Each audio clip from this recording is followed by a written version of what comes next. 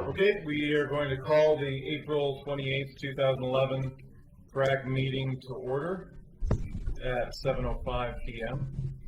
And I am Brian Watt, I'm the chair of the committee, and I wanted to welcome for everybody Don Smith, who is on my far right here. He's the newest appointee to the committee. You just received his letter from the mayor probably a few days ago, or a week ago, maybe 2 weeks ago. So welcome, Don. Yeah. Go ahead, Steve. We're just going to introduce ourselves. Steve Warren. Cool. Patrick Sweeney. Lynn Betteridge. Ted Shoemaker. Brian Burke. Marty Burke. Hi, staff. Okay, great. All right, I don't see citizens lined up at the door yet. Maybe they'll come in as we start talking. But let's go on to general business. And the first order of general business is the dog park. And I don't see Mike here, but Patrick, do you have any updates for us on that? I know we're kind of holding off doing too much work before we present that to the commission. Go ahead. Yes. Oh, I'm sorry. Let's do that. Yeah. Wow, we read them, but we didn't do that, did we? Go ahead. I have a small addition to the minutes, and just under 5A, when I talked about the Pioneer Center, I want to give credit for the fact that we did servicing and cleaning inside and out of the 5 center buses. Okay. Yeah, just added in. We definitely mentioned that in the meeting. Definitely. Thank you very much, Lynn. I'm sorry, you guys. I'm thinking, about how to expedite this meeting. I'm going to get started. You guys did this to me. I'll make a motion to approve the minutes from March 31st. Second.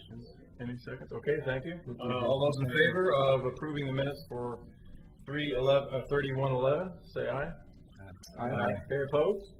Okay, the minutes are approved from our last meeting, March 31st. Okay, and on to general business, the dog park. Sorry about that, Patrick. Why don't you go ahead? Not too much news. Like we're in a holding pattern, and waiting for Mike. And I did just after our last meeting, I did put a call into the Oswego, the dog park, beautiful dog park they have over there next to Lesher Farms. Is that by Lake Ridge High School on yes. that road there? Yes, it's broken up, and I reported this back 3-4 meetings ago that I did some ground research and stuff in there just to see a really polished place, and we had 2 separate parks, the size of a football field each one, fenced, well treated. Just they went to the hill. It's a gorgeous place. And since after the last meeting we had, I called and left a couple messages and hunted down Gary Evans, who's an assistant director at Lake Oswego Parks and Rec, and just was getting some general information about how they got theirs up and running. They went full throttle. They had a bunch of public meetings and for the general public to come and offer their input. They wound up, hiring a firm to draft it up of architects, and then used general fund money to finance it. So, but he said he'd be available for any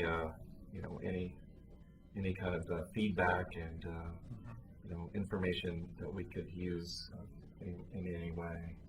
We were kind of both on the run when I got back in touch with him, so it was a short and brief interview, a set of questions, but I can definitely feel free to call back anytime with more information about a neighboring city that has gone through the process. So that's great. That's fair.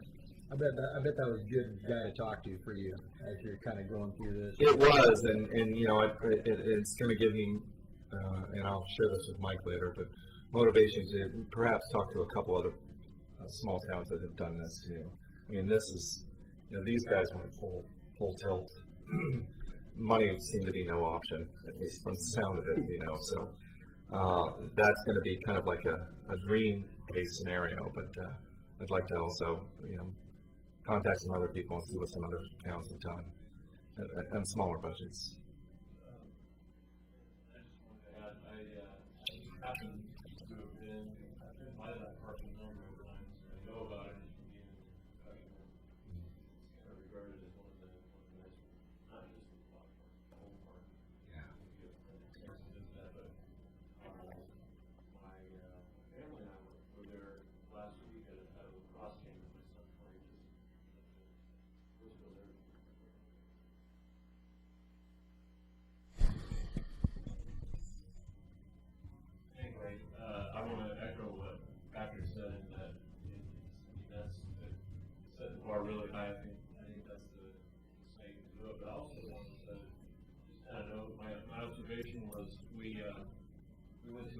event at the park, it's a sport, they have a sport turf, field, artificial turf, the new, very nice, actually, nice turf field.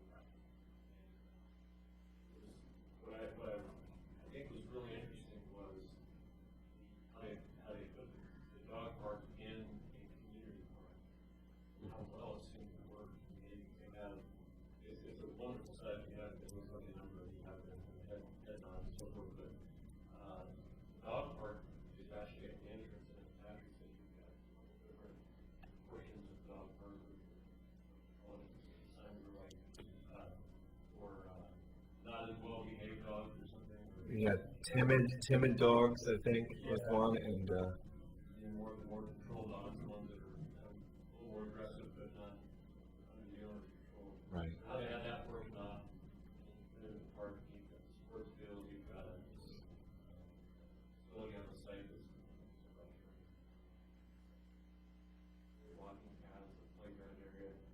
So, for me, I could actually visualize that as shared, we were talking about whether or not you put this dog park as just its own item on its own site, or you put a dog park in, and I'm not talking about the shared use where they run without fencing, I'm Right. talking about shared use of the site where you have small fence off dog park. Dedicated. Site. Right. Dedicated within a shared situation. But you have this active field, you have trails, you have playground, and then you've got this great, and it's a wonderful site. I just happened to meet, I was at a park and rec director.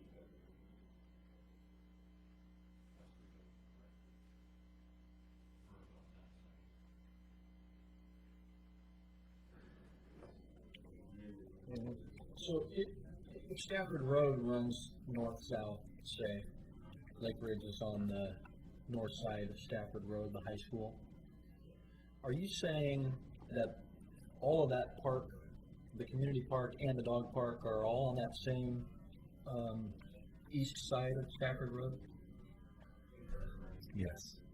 And Well, yeah, all Luxor Farms. And it's Okay. Most of the field at Luxor Farms, and then you have a dog park. Basically, it's Luxor Farms. The roads you were on the high school side of the road.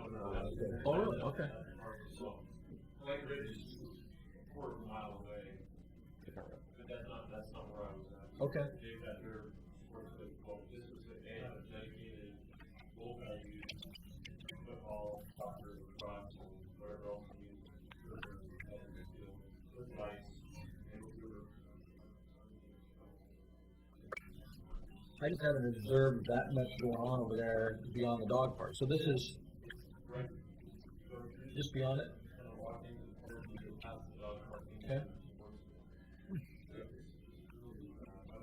That's what I was I found really neat was the blend of having all of those things and how well they seem to work. They seem to complement. It doesn't seem that, one excludes the other, which I think lends itself in our discussions going further, that offering something maybe to one of our larger parks in a near situation like this, it's going to add rather than, I think, cause a separation or some kind of like,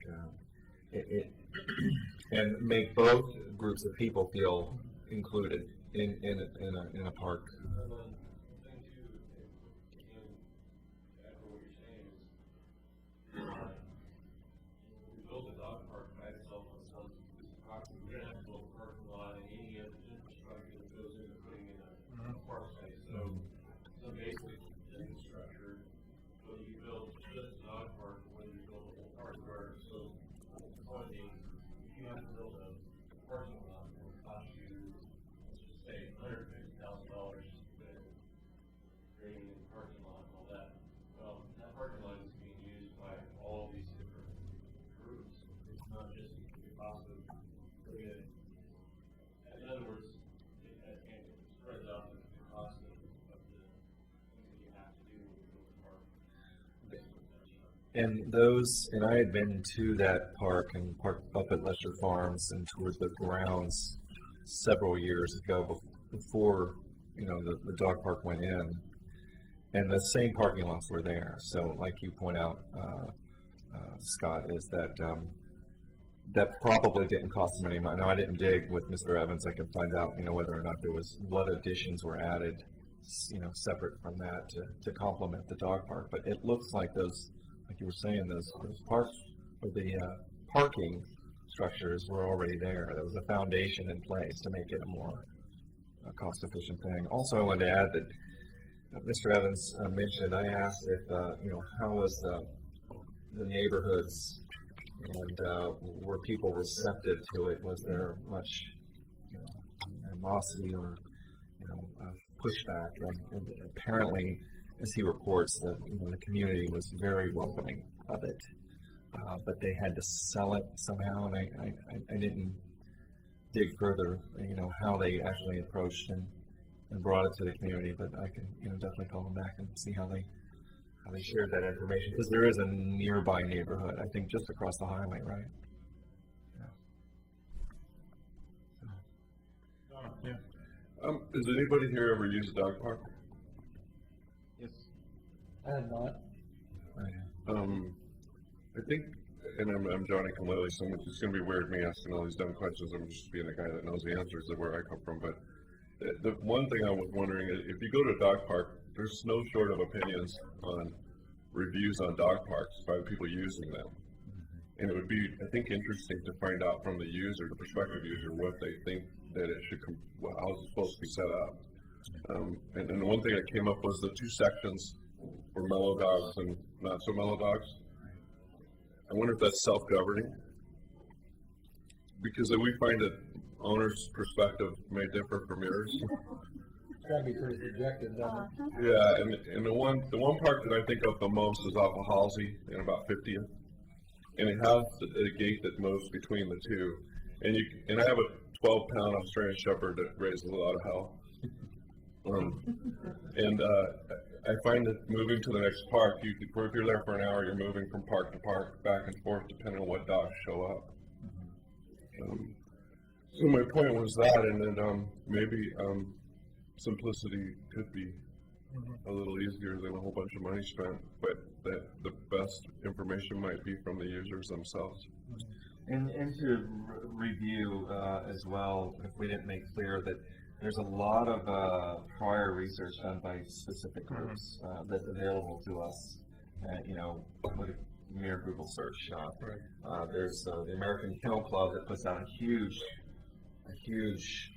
gigantic piece of direction for setting this up, how to get the word out at start meetings, what kind of rules should be in place, what kind of differing setups you can have for either dedicated or shared spaces. And there's a lot of footwork that's been done already. So if we proceed forward, we're going to have a lot of people to kind of soak up this information, footwork that's been done.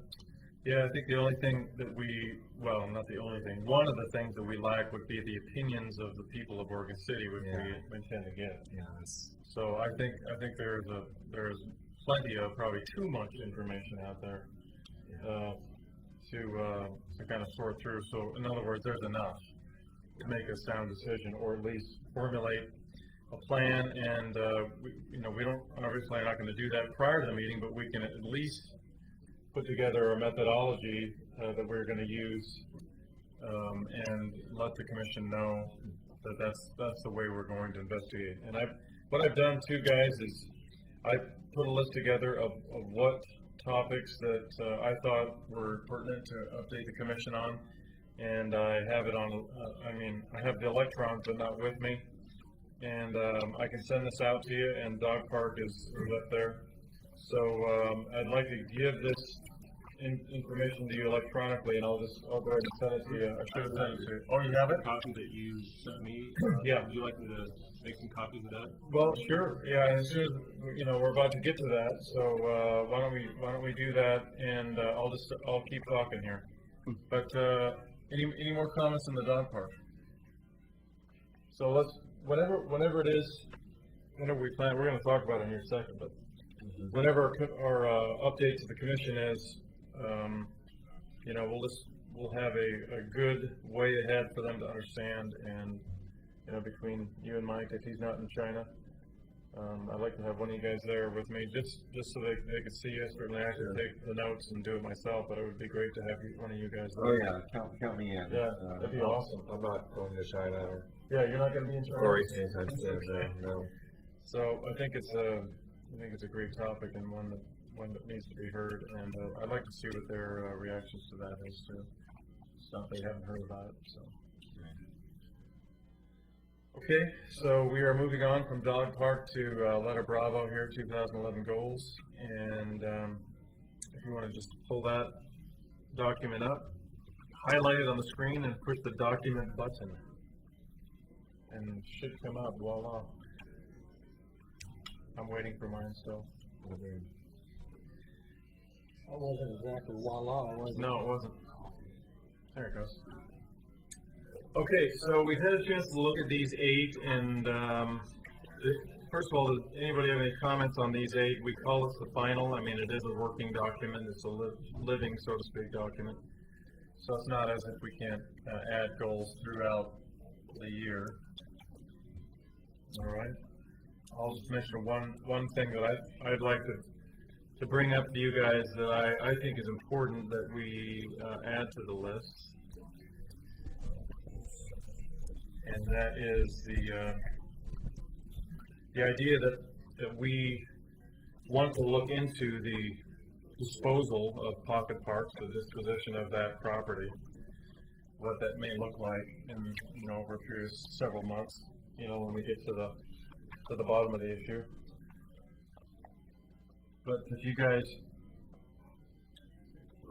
you guys would support that, I think that would be a good item to have as a goal.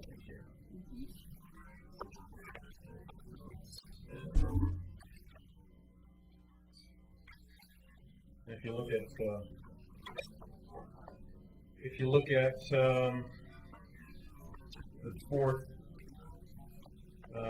topic that are under the update to the Oregon City Commission, the Parks Maintenance Utility Fund issue should be linked with the disposal of pocket parks. That's a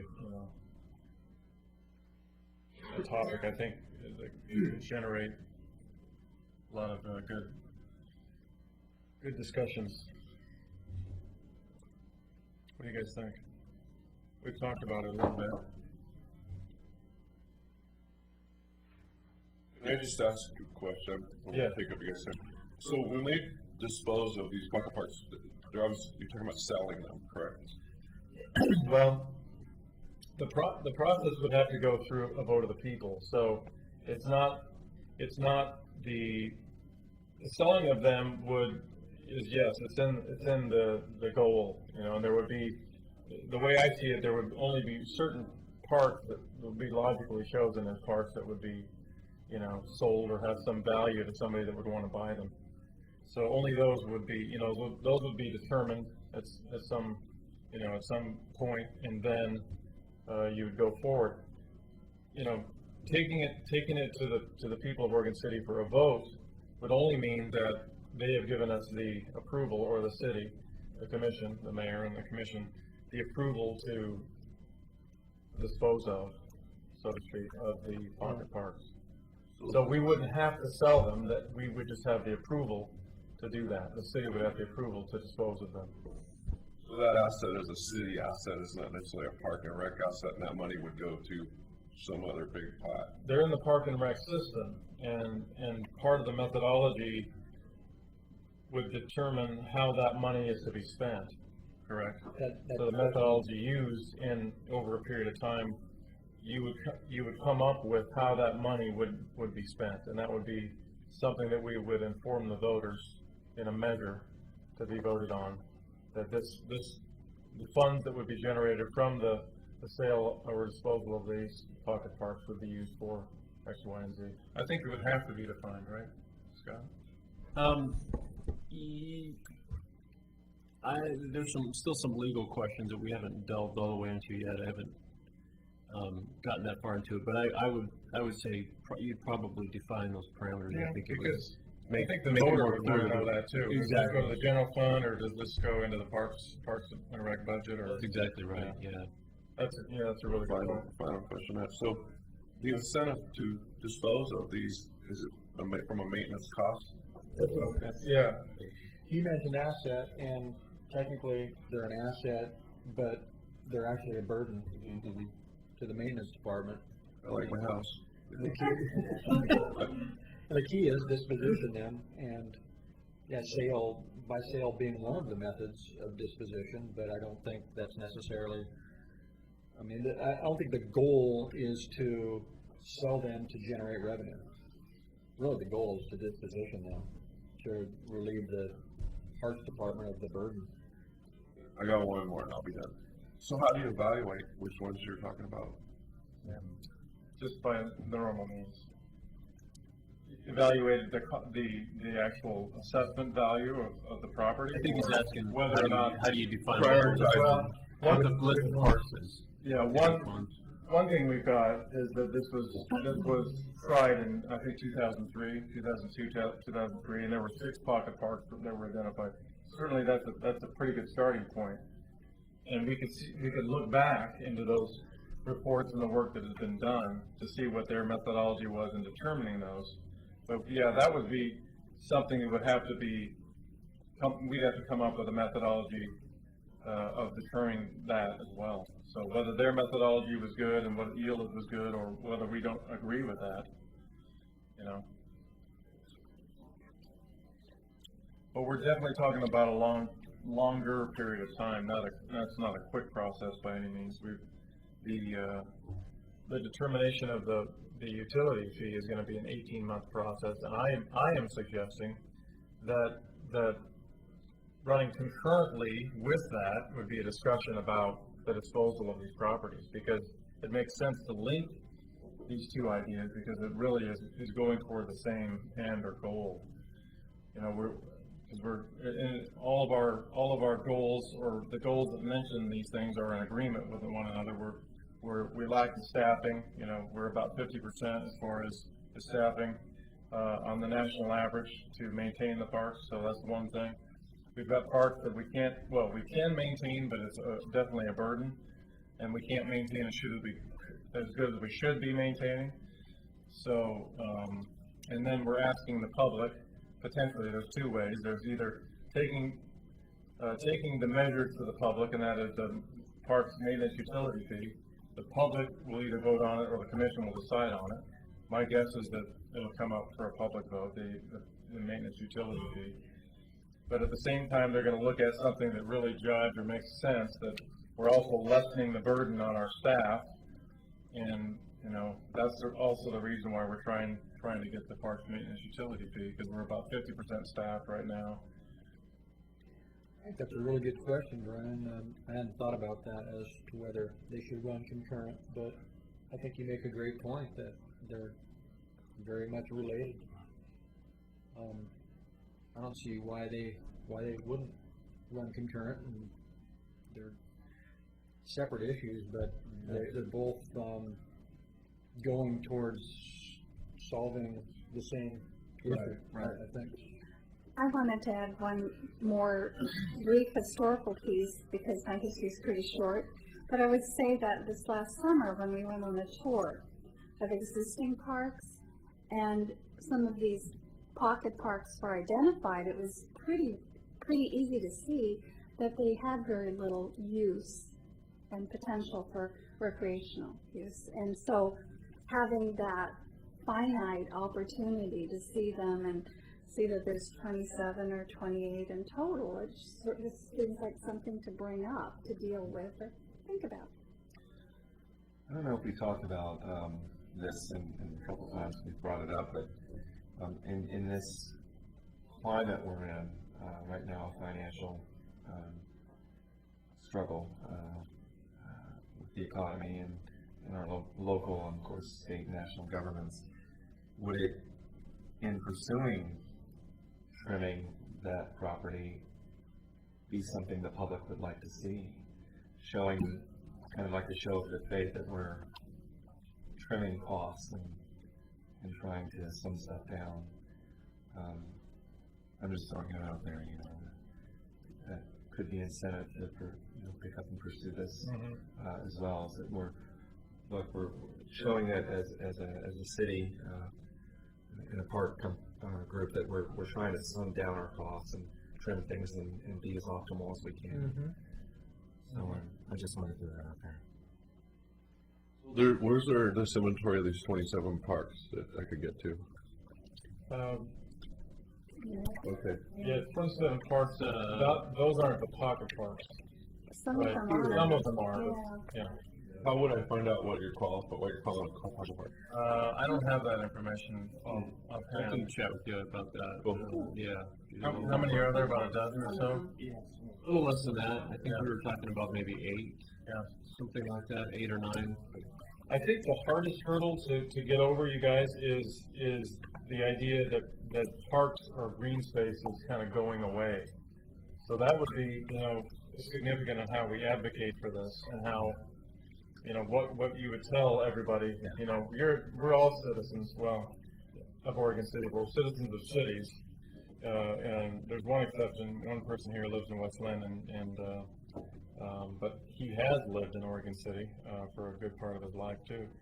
But we're all the point is we're all citizens of Oregon City, and we have the same types of opinions of wait a second, we like green space, we like parks, generally speaking. So think from that perspective. We're asking the citizen in essence to give up green space, parks. What does that mean? Well, the best thing to do is to lead each citizen or groups of citizens to the pocket park you're talking about. This is one of them, but we're not going to be able to do that. We can show them a map and give them a map on a ballot measure perhaps, or explain it very well, the location, and they can go see for themselves. But I think, like I said, the biggest hurdle is just convincing the voter that the park is better off not being a park. Just use that example on Lynn, Yeah. that triangle on The Lynn. Lynn Carmen, yeah. But other people are, like you're saying, are gonna see that you're giving our parks away, or trying to sell our parks. Right, That's right. all this- Open it up for discussion. Yeah, it would be How you sell that. I it would be a tricky, you'd have to educate and show the Yeah. balance that the selling of this green space is going to the preservation of the other used green spaces that, we're struggling to keep up with, so. I think that's probably, that'd that be hard. viewpoint had probably a lot to do with why it didn't pass. Yeah.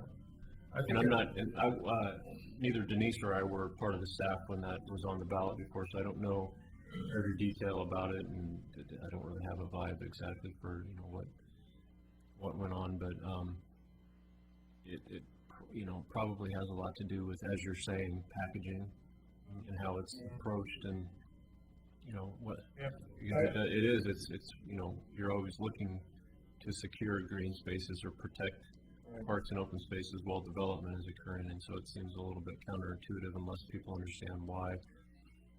One thought I wanted to put on the table for the group while you're taking this discussion further into the future as it kind of continues forward is one avenue or one way to maybe think about, because we're talking about the disposition of the parks, not necessarily the sale. I think selling would be the best thing that we could do, because then we'd have revenue that could go back to support other parks, as we're saying. Some of what we're talking about, the one that you just mentioned, Steve, the Sherman and Lynn, I think. And I don't even know if that has any value to anybody. So getting permission from the voters doesn't necessarily mean that we would be able to get rid of something. That's probably the extreme on that end. But another thought is to potentially get over a little bit of that hurdle of that thinking of why would we want to give up green space is, and this is something that I've heard from other people in other communities that have gone down this road, and I've heard it come up a little bit in this, when I've been kind of throwing this idea around a little bit, is if we're going to do this, those green spaces, each of those are in somebody's neighborhood. So while the city at large may not have any or much value to the whole system of parks, somebody down the street may really care about that, or maybe even several neighbors around that. So just a thought as we go forward is maybe giving consideration to the idea that the question is packaged in a way that if the voters give permission to do this, that the first right for that green space goes to the local neighborhood. In other words, if there's a homeowners association or some formalized group of neighbors in some capacity that want to take on that site, that it could be given over to them somehow. In other words, if one particular neighborhood is really passionate about this little tiny patch of grass down the street that nobody else knows is even actually technically a park, they can have the first right to maybe to take that. It's just a thought, because I think that that's part of it too, is maybe the folks right around those little spots that kind of know, and they say, gee, I don't really want that to go away, but it still is that burden for us, and that kind of solves those two problems. A question or a point. When I was reading the research that went into the plan, and they interviewed a lot of residents about the usage of the park, I was particularly struck. I think it was 85% of the households used it once a year at a minimum, which I thought was really high. And I wondered whether the nature of the question was to facilitate a goal that maybe the people that commissioned that study were looking for, or is that number typical of other cities? Do other people really use the parks as much as that survey said?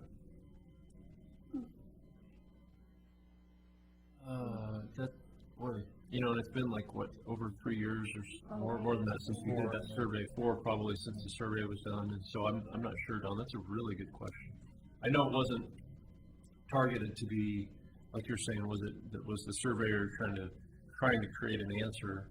I certainly don't think that was the case. It was just to really actually find out how often people do that. So, but I guess what I'm not sure about is how that compares with some national standards. Mm-hmm. And because I can tell you that in our neighborhood, for instance, the Atkinson Park, I would be willing to bet, maybe you do know, it's used way more than I would have ever imagined.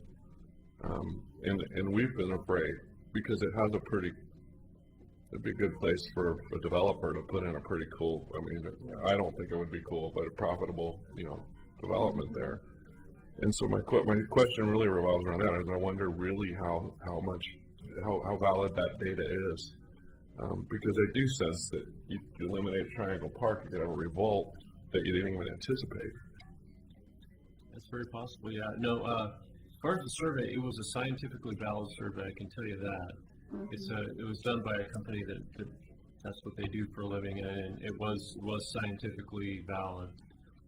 So the data, I would say, is accurate. I think the bottom line is people in Oregon City do value the parks and open spaces a lot. We did find that out, and actually I found that out when that survey was done, even a higher level than I had anticipated, quite frankly. But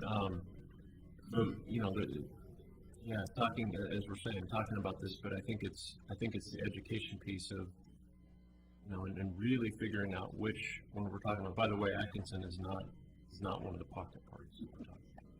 Oh yeah. But I think there's got to be some public process to vet out, which ones could land on the list or not if this goes forward. What are those numbers again? 85. It was like, and don't quote me. I just remember, generally speaking, I remember asking my wife, and she was shocked because I said, "How many people do you think use the park? How many households, excuse me, use a park in Oregon City once a year?" Use a park. And it was like 85%, and then it went down to like, I want to say the 40s or so, or the high 30s that use it all the time. If I recall, there were a few different questions, but when they actually did the PowerPoint on it, they were talking about people that have actually been to a park, and it could have been for a sporting event, it could have been for a birthday party. And technically there's a lot of sports going on, so there's a lot of a lot of times people do it in Are a involved. park or go to a park for all kinds of different things in the city. I mean, that's, I think, kind of, if I recall, kind of some of the things he was talking about. I just remember being struck at how high the number really is. It's pretty high. And that's why I asked about the nature of the question. Maybe just to shed just a little bit more light on this for your question a little bit ago about what is a pocket park, and maybe if there is some question about that. Kind of typically what you would consider a pocket park is, there's no perfect definition, but it's kind of loose. Basically, it's sort of like an acre or less, with minimal or no development. So what we're talking about really are just little spots of open space that aren't, and in fact, because of this exact issue in this conversation, and that concern, when we had our Parks Master Plan done, and congratulations on how much research you've already done on that, Don, apparently, because you seem to have grasped a lot of the concepts in that quickly. But one of the recommendations that came out of that from our consultant, who basically does parks and rec plans all over the United States and really has a good sense of kind of making some recommendations and identifying needs. And one of the things they said was, and we adopted in the plan, was really shouldn't even, if we're looking for any new park sites, and we've actually kind of adopted this as a working policy, we're not even going to look for a piece of property that's less than 3 acres in size because of the cost versus benefit for the size of the park, unless there's some exceptions to that, unless it's for a very specialized purpose, like maybe a dog park that's only going to be an acre or whatever, just for example. So there's some exceptions to that rule, but in general, if we're going to even look for a neighborhood park, we're not even going to look at anything less than 3 acres. But I think what we're mostly talking about are things of less than an acre, and in a lot of cases, they're probably even like a half of an acre or something like that. Okay. We on schedule, Mr. Chair? Yes, sir, we are on schedule. So, anyway, I would suggest that we add that as a 9th goal, just to, I don't know, we can come up with a good wording for that, but that we we advocate looking into a similar process that was undertaken in the early 2000 timeframe, 2002, 2003, to dispose of certain pocket parks around Oregon City, and based on the rationale that's been provided. If you want to maybe just take a stab at that wording, and Scott, you seem to be pretty good at that.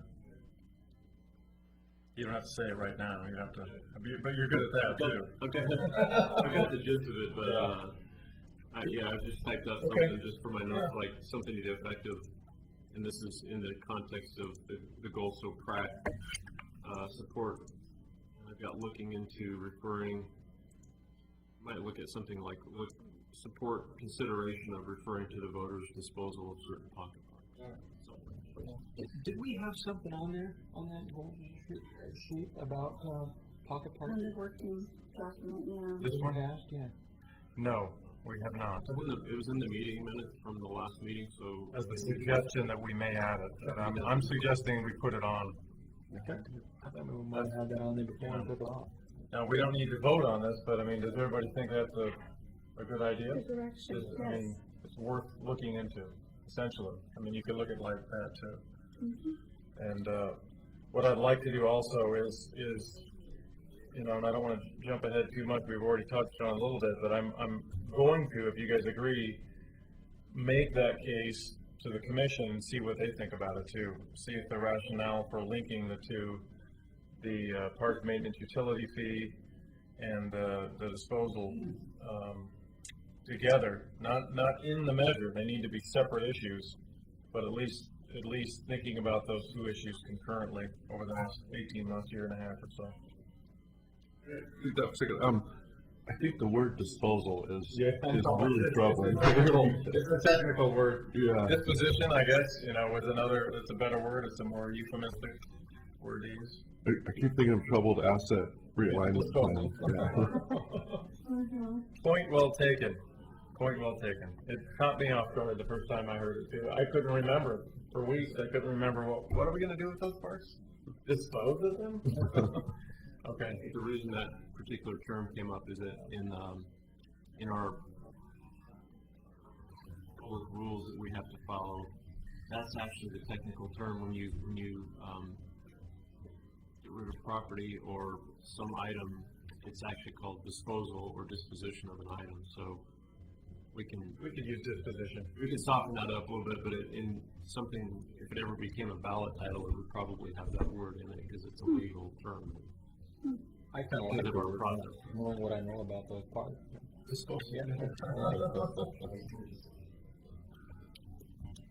Okay. Okay, now you have in front of you, moving on to letter C there under general business. You've got a copy, a hard copy of the PRAC annual update to the Oregon City Commission. This is just out of my noggin, okay? So I would like you guys to take a look at these and see if you would be, and obviously they come off of our goal sheet, and there's a couple others, but see if these meet your ideas of what we should be updating the commission on. And there are things that are, I think, uniquely ours in here. For instance, the dog park. You know, we don't see dog park in the goals for the city in 2011 and 2012, for instance. Yes, they've heard about dog park discussions, but you know, that's something that's uniquely a discussion that's been going on in our group here. We support the parks maintenance utility fee, and then we could talk a little bit about that. But then another, I think, unique thing. Again, I don't claim to have any original ideas. I believe that there's really nothing new under the sun. But you know, the disposal of pocket parks and the disposition of pocket parks be linked to, or at least talked about in concurrence with the maintenance utility fee. And that's something that, you know, perhaps hasn't been thought of at the commission. I'm not sure, you know, whether they do that or not, or whether they've talked about that or not. RV park. Certainly they've talked about the RV park, but not recently. I'd like to make a case of why it makes sense with the Cove project coming in, or at least we're talking about the Cove project again. John Storm, Plaquemine trail system, you know, leading all the way into the middle of the city, and now, as we learn, it's going to go, the trail system hopefully is going to be named and linked all the way up to the prom. You know, and you sort of have an elbow there, sort of an area of the city that might need a facelift, RV park. I think the Singer Falls project is important. You see my bullets there. But we've got an update. I would like to get another update from Marcia on, or at least maybe an email update of where they stand currently, and maybe get some dates and just a couple bullets on that before I present that to the commission. I mean, we have a very unique arrangement that may not be found anywhere else. You've got the falls, you've got this massive, awesome staircase. It's just been redone. You know, the side of it there. Then you've got the outside elevator, the municipal elevator. You've got the prom. It's just very unique. It is really pretty awesome. That seems like a key to the city. And the bridge is being redone, and I remember, I may be remembering poorly, but I remember, you know, when there were lights on the fall coming across that bridge and looking over, and you could see, you could see the elevator, you can see the falls and it's something. I think it's pretty awesome to think about the falls being lit again at some point. I mean, that's down the line quite a ways, according to their phasing of this project, but I think it's something to look forward to. I'll be the guy with a million questions. So on the Planchet RV Park, we just kind of blew right past that, and I myself consider that a huge asset, that area down there. How can one learn what the intentions are and who's behind it and what's penciled out so far? I think Larry has been sort of honchoing that process, and I just have to quickly go through these and then have you guys, this is appropriate time to talk about it. But, Scott, the reason that I asked you the question over email is I seem to remember that weren't we presented at one time the sort of a concept drawing of how and that's kind of what I'm referring to. Was that ever proposed or shown to the commission? No, but I think it was just for practice. Okay. You're right, Brian. Now that you say that, I remember that. I know when I shot you back that email, I was saying we hadn't done that yet, but I was thinking more in terms of the full-blown master plan. Right. But you're absolutely correct. Probably 2 or 3 years ago, Ted, I'm pretty sure you were on press. I'd like to, that's not an Or the electronic really- document, or is that an Yes. electronic document? Yep. Okay, maybe we can I'll get a hold of that. It's a Okay. concept drawing of what the new RV park may look like. What it was, and just to keep this in mind, it was a really, really rough. Yes. Just picture what we might be talking about, conceptual. I would just call it a conceptual idea that we had our contracted landscape architect that we work with sometimes on the project, Kurt Lego, who's done some. He just did a real kind of a simple sketch for us based on sort of what we were talking about, and that would be taken into, made more into a full master plan. But yeah, I can definitely get you that and bring that back. You're right. Now that you're saying that, I'm remembering that we had done just kind of a concept drawing. Yeah. And that would be a jumping off point to the master plan.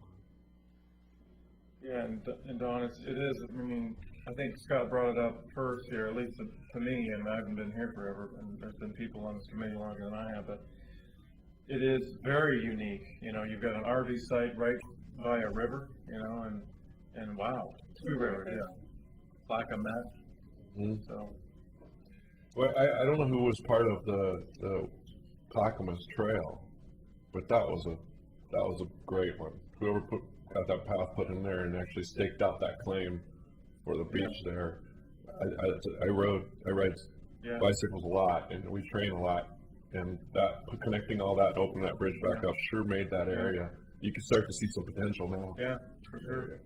Yeah.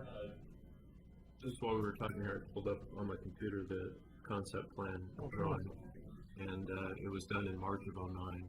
And I do remember talking, I'm sure if we went back and looked at our minutes sometime during that time frame, we'd have some minutes about that discussion.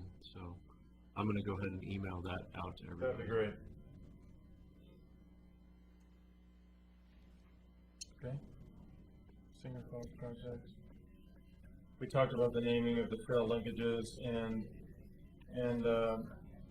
again, you guys, I'm counting on you guys too, because again, this is coming out of my head. Of course, I'm pulling ideas that you guys have shared with me and putting them on paper. But I see, the trails and the systems of trails, and where to start or where to focus our energy is really, I see the center of gravity being the city center, the old city center, and then kind of reaching out, and that's really where we are right now.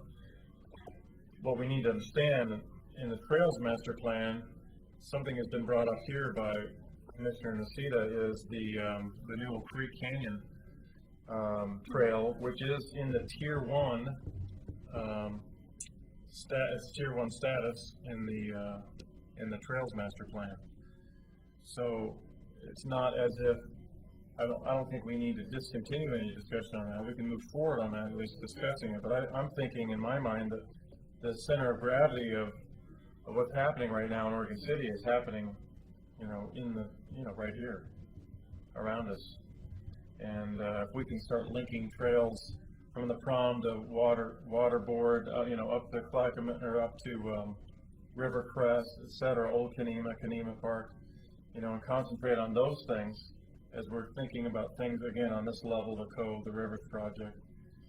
And I think that's, in my opinion, is sort of more of the center of gravity than going out to, the Newell Creek Canyon area and spending a lot of time.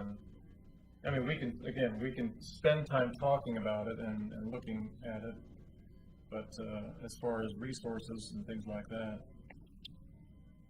of course, I'm short on information on that too, on resources and what it would take to put that trail system in the Newell Creek Canyon. had a hard time discerning that property from the attachment that I got by email. It's a little hard to see it. Yeah. I forgot to warn you when I sent you that email. What I meant to write, I was in a giant hurry when I was getting that sent off, is that was designed for we brought in a 3x4 map or something. It took up about this size, and it was designed with that kind of scope in mind. So I apologize, but some asked for it to be sent in a emailable document, so I just zapped what I had, but it wasn't easy to figure out. You'd have to enlarge what you were looking at and look at the little spots and stuff. But it was really made to be on one of these giant poster kind of a thing. So I apologize for that. It wasn't very easy to see on that small document. One question I had from looking at that map, there appeared to be blue trails. Was that the potential trail linkage in several places? Waterways. I was wondering. Yeah, waterways. Oh, okay, so it's existing creeks and, okay. I thought we were a lot further along. Yeah. It's a transient park in there somewhere. Follow the homeless trail. Is there? Yeah. Couple. Yeah. Is there? There's some man-made trails in there right now that are actively used. Yeah. Hmm. Okay, and the supporting information of the Heritage Committee and the facilities are the last two there, and you guys can look over those. Again, what I tried to do in this, I mean, there wasn't an effort made to generate new topics to update them on that related to city commission goals. But what I tried to do is look at our goals and say, hey, there's a lot to say here in relation to what the city commission has said. Hey, these are our 2011-12 goals, and I thought a pertinent thing to do would be to share with them, or elaborate on how our goals and their goals are running. Similarly, have similarity in them. So, and that the Heritage Committee, I thought, is something we talked about and we would support as well. And then the biggest thing, I guess, on facilities is the Ermatinger House, and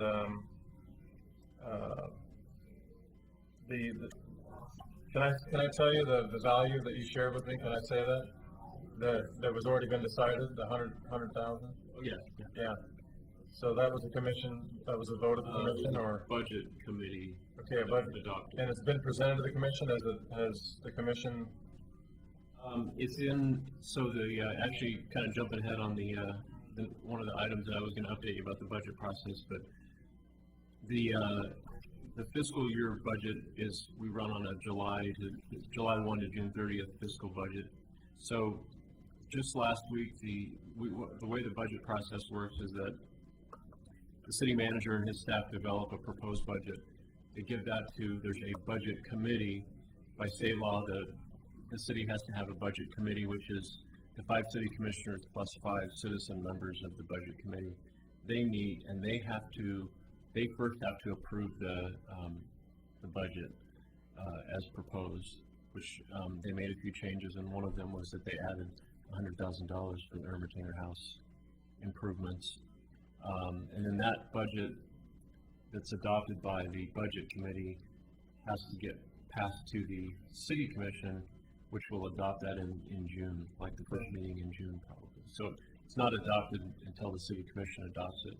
But, anyway, I just finished one of the items I was going to get into. So that's a small part. I mean, we're talking about a value of over $1 million, right, for the Ermatinger House?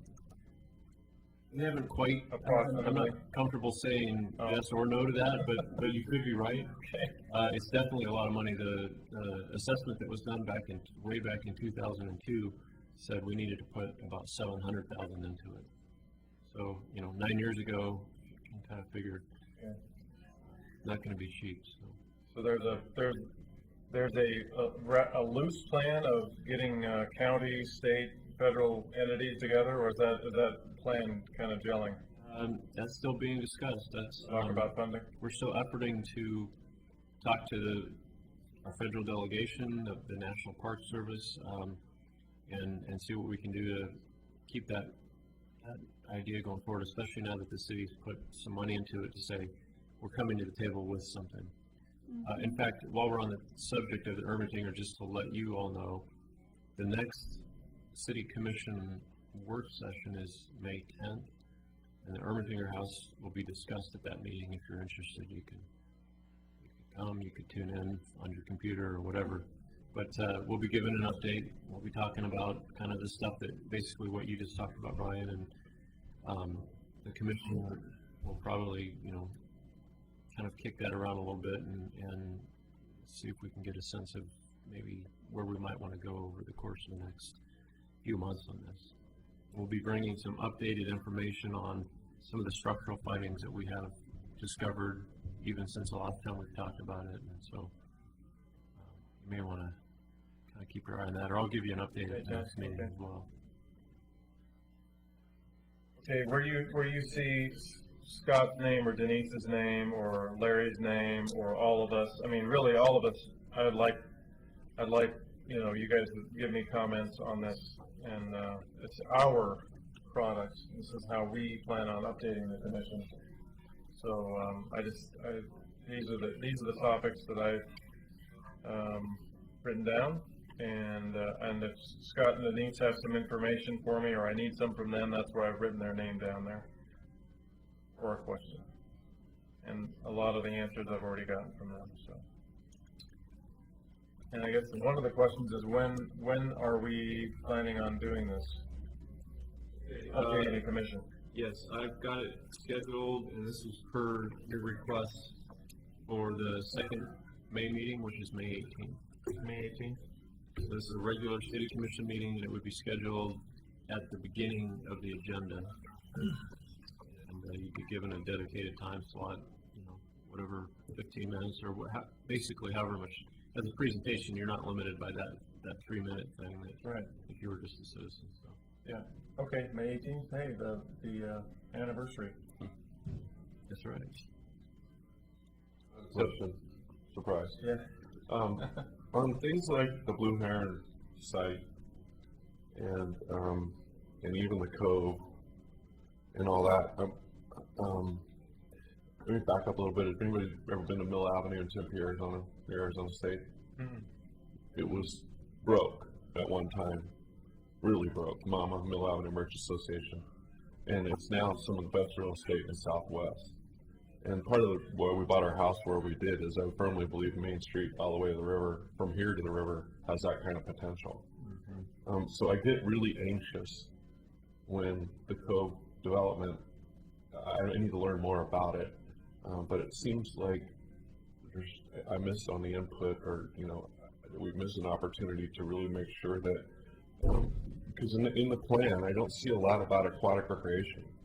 And let me back up a little bit. Even though I mentioned in my interview that I happen to know somebody who wants it, I have no financial interest in this. I would just like to see it not be an economic development and really be able to take advantage of the water there.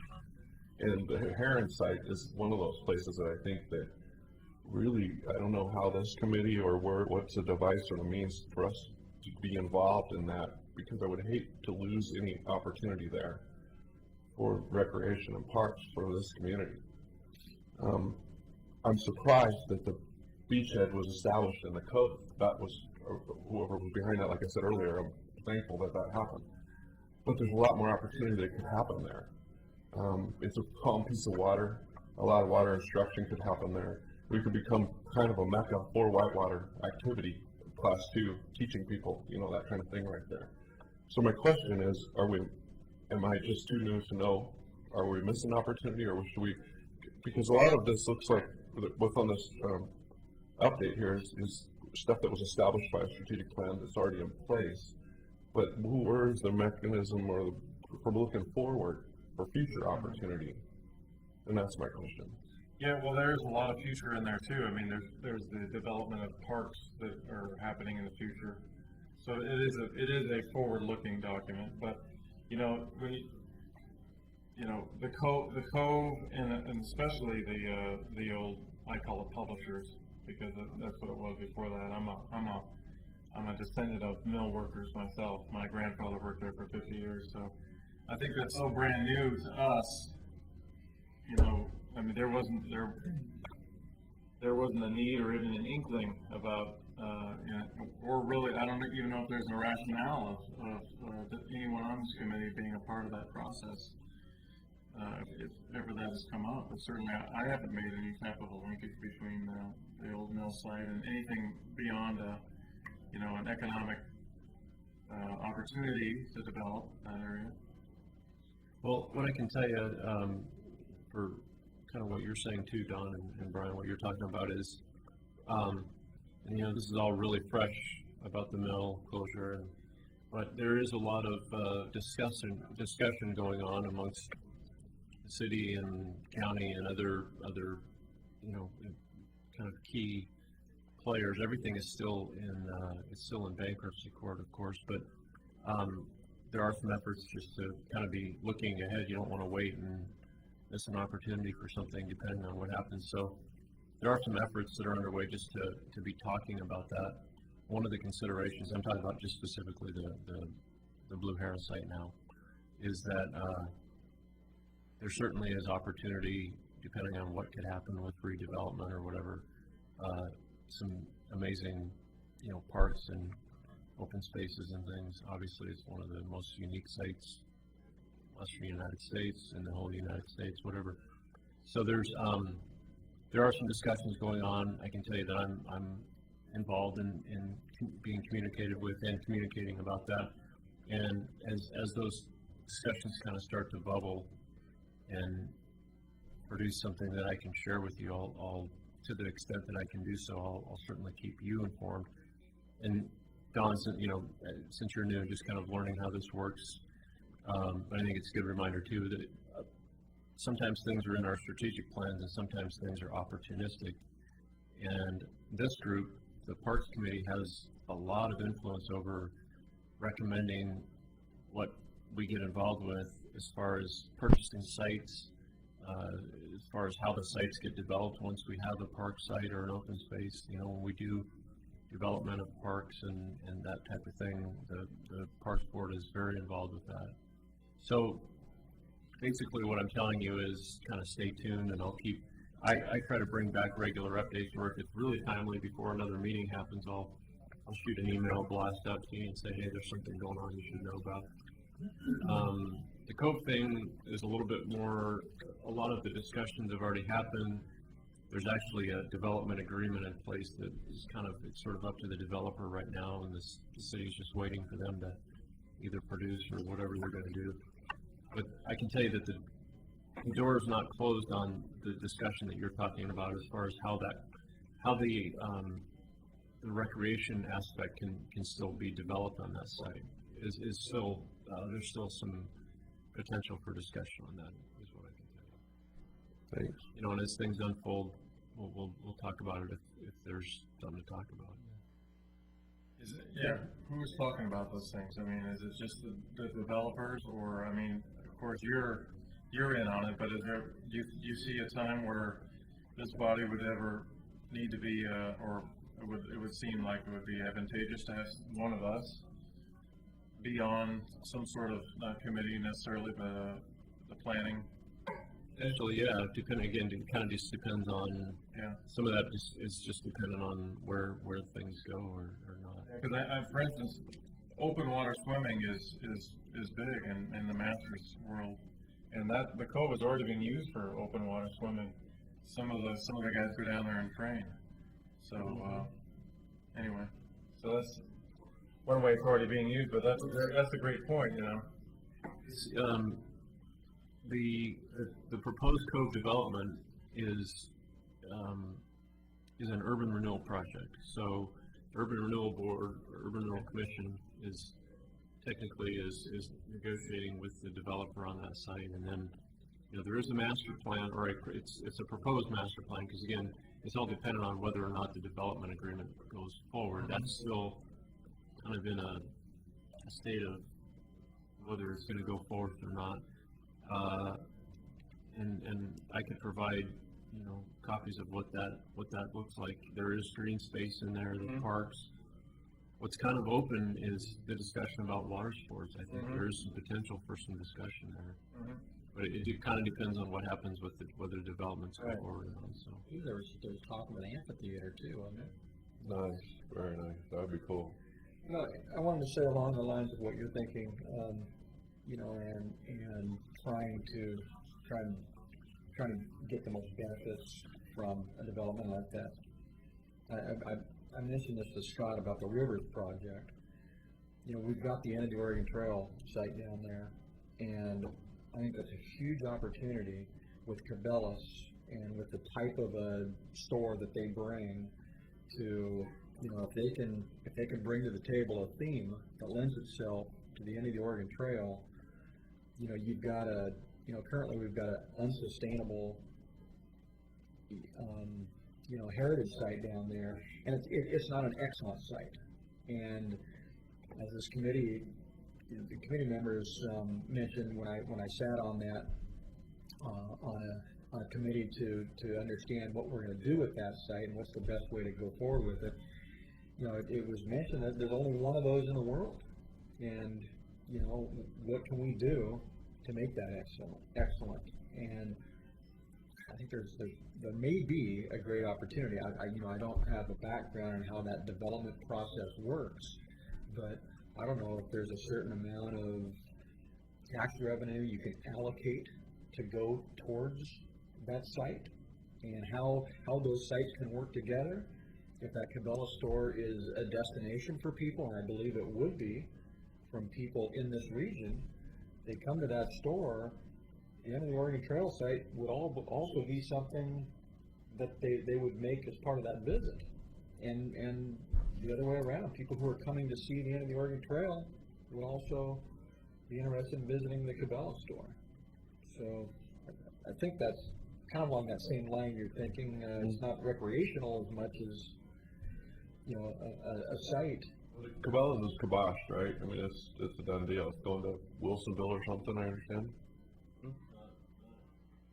No decision that I'm Not aware that of. I'm aware of. Well, the rumor is that they were ushered right out of here, is what That's I've the heard. rumor, but the city's still in the negotiation process not with Cabela's directly, Right. but with the developer of the whole mall site, which there was discussion that Cabela's would be one of the anchor tenants of. So the city's not negotiating directly with Cabela's per se. It's with the developer who is, you know, potentially looking at them. But I can't say that I know that that's either true or untrue, because it's all still being worked on.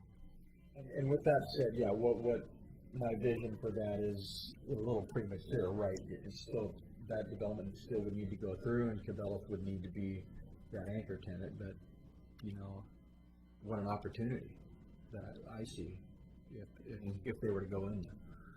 And I hope the rumor you heard is untrue. Well, it probably was. I'm not fishing for information or trying to get Scott to tell us something he shouldn't. But that's just what I had heard, that it was going south, literally south of here. I've heard that that's another option for them they're considering, but I haven't heard any decisions. So this is probably outside of this discussion. The next thing on the rivers and the cove is a September date, right? That they have to come forth with their plan and their money and all that, or The Cove. So they're two completely separate developments. They're both urban renewal projects. So the Cove, that's what I was referring to just a little bit ago.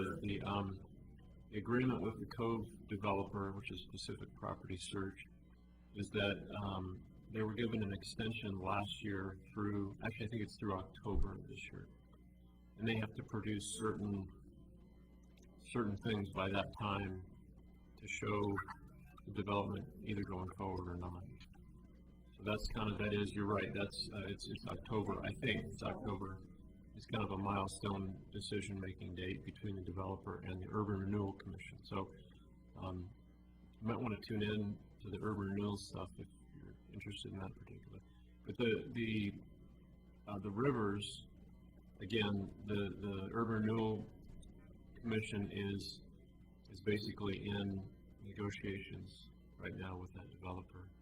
And those negotiations are not public, they're taking place in executive sessions, which is to negotiate property deals, and real estate agreements and so forth. That's just the type of thinking and discussions that I think we need to have, and that's a good reason to have you here, Don, and as a new member of the committee. So, we can talk about things like that, and I like to think about this committee, although it's an advisory committee, I like to think about action. What actions are we generating, or at least advising? Let's move something, let's move a ball, down the road a little as far as we can get it. So I like that. Thank you. Give you a little my preparedness here. You got to know, I just spent 3 weeks laying on my back, so I read everything I could find. Cool.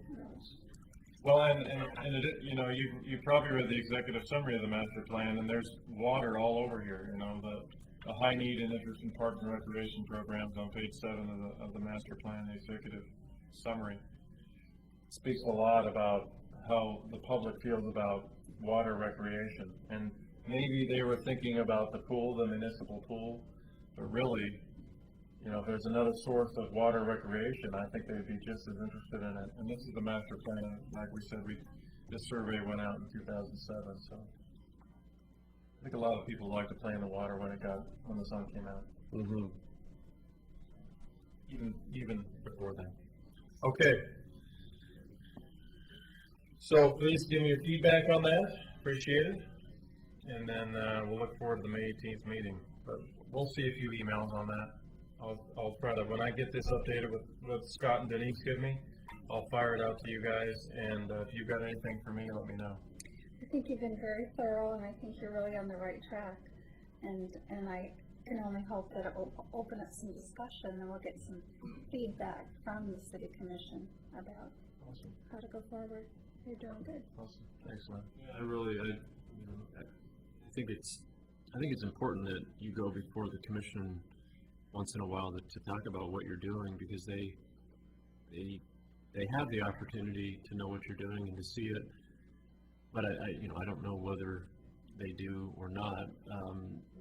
Formally, sometimes they'll ask you for your recommendation on a particular topic that they're looking at, and you'll do that, and then you'll send it back their way and whatever. But to actually sit down and just do a report, in person and say, here's the things that we're doing, I think it's really good to do this, and probably at least on an annual basis. If not, you could do that more frequently, but I think at least annually to say, here are the big things that we're working. It's a really good thing to do. I think if I were one of those commissioners, I'd really want to hear from this board, what the hot topics are. Right. I mean, you are an advisory committee to the city commission, so you have to always keep that in mind. And sometimes that means they'll ask you for input, but that also is a two-way thing. And it's right in the city charter about what the formation of PRAC was, that it says, that you are to offer your feedback to the commission as well. So your recommendations, it can be self-initiated from the committee. It doesn't have to come just from the commission. I'm glad you said that, because my concern when I was researching all this was that I think there's only one member of this committee who was even here when the master plan was created. Were you Marty? Yeah, Marty. And I think that they would need, if this is a relevant process going on in this room, effective, they need to know some people back base that are on this committee. Absolutely. Continuity. Every meeting, we'll have an update for them every meeting. Yeah. Okay, now for the Park and Rec Advisory Committee. What do we have here? Oh, Don again. Okay, Don. Well, a lot of that effectiveness happens between the meetings over coffee and just getting to know people. Yeah. I'm what you said. I agree. I totally agree with you. We're at the dog park again. We're not going to. Yeah. Okay. Moving on to 2011/12 proposed budget.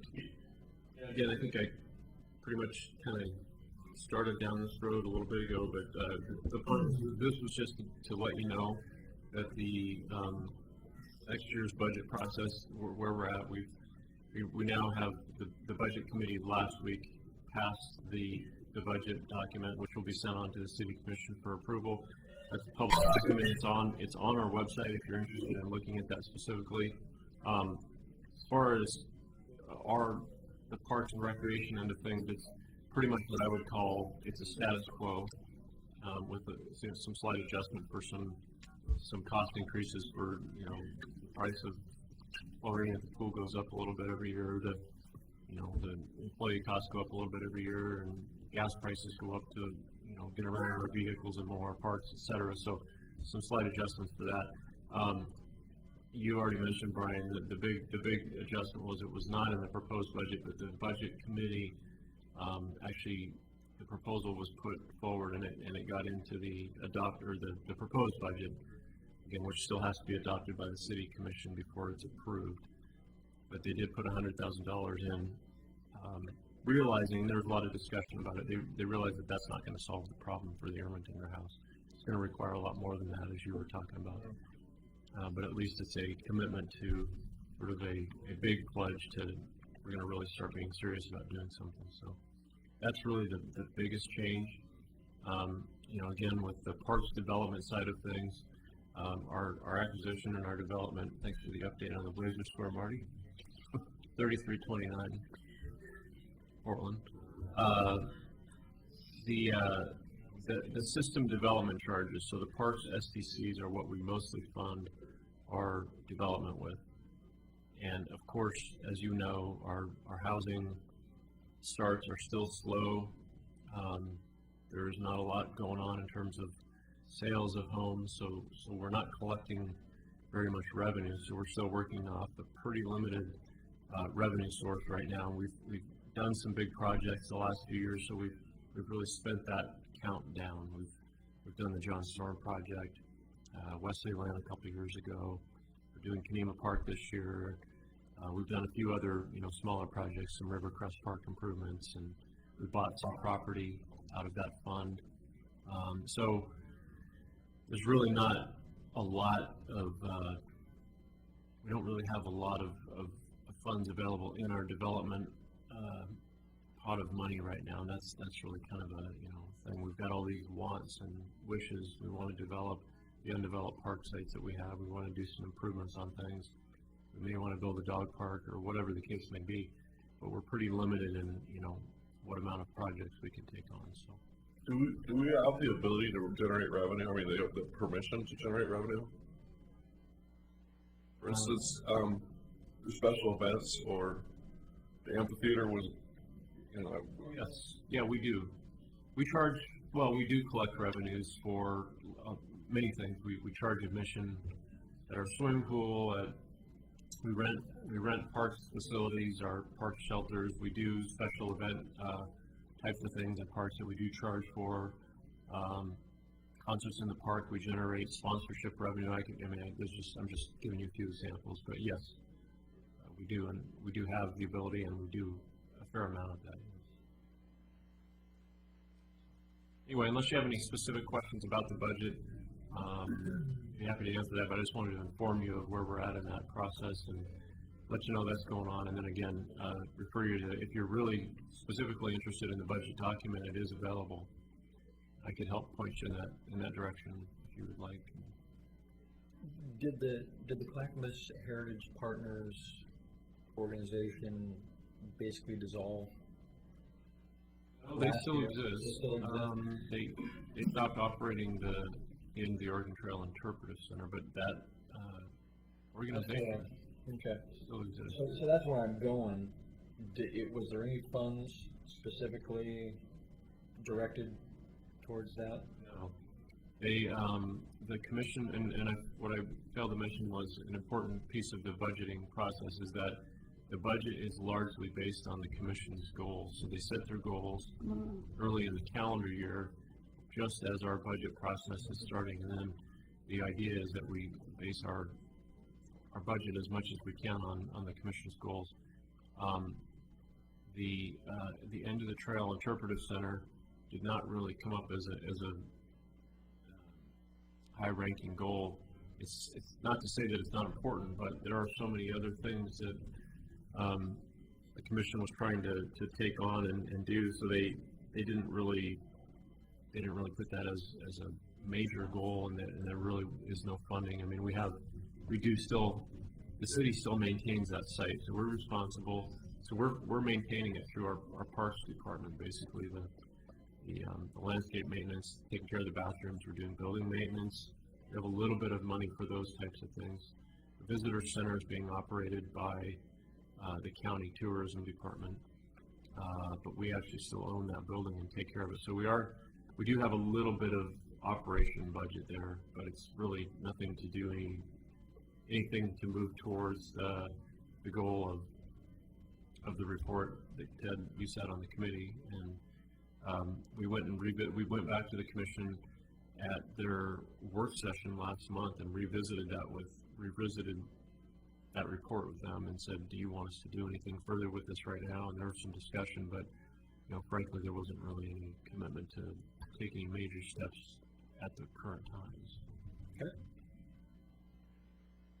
Do you know about where our SDC funds are right now as far as the value? How much is in How that? much? Right around $1 million, Mm-hmm. which by comparison in the years where the housing market was good, we would have anywhere from $3 to $5 million in that account at any given time. Wow. And that $1 million, we've got about a third of that roughly committed to the Kenema Park project, and then a few little other odds and ends, and so not a lot there to do anything with. Really, what we're doing is trying to sort of regrow that and see if we can't get it back, and hopefully if the housing market turns favorably again, we'll be good. So. Is there a document, I mean, I'd like to review it myself, but is there a document that we could refer to online or otherwise that spells out how FDCs can be used? Maybe for the newer members, or is it easy enough for just like to put in an email or something like that? It'd probably be easy for me just to put together a little snapshot of that. We've got some SDC language that specifically is in our city code that says exactly what the parameters are. It can be used for. Mm-hmm. That'd be great. I don't Just need to create more work for you, Scott, but that's an easy one. I can pull that right out of our code and just pop it. So you Email want me it to to us. email that? Sure. Yeah, that'd be great. Well, what is in number 7, work with the city in the process for determining, what's that mean? What's going on right now? And I guess you just said it's really not a high priority, Scott, but is it just going to sit there? I mean, are they even using anything besides the store there? Well, Ted was on the task force, and there was we had a group come in and lead the discussion. I forget what the name of the group was. That we hired, the consultant that we hired. Under the Oregon EOC task force or something? And they produced a report, so the report is something that's actually public knowledge, but I don't know, Ted, do you want to? It's kind of sit there for right now, I guess. You've read the report? No, we don't know. We can come back to it. I don't waste everybody's time. So, yeah, I mean, based on feedback from the community, these were recommendations from the consultants to the city commission, and they gave recommendations. Here's a recommendation with a limited budget, and here's a grand recommendation based on if you had more financing. They also gave recommendations on I believe how to generate revenue to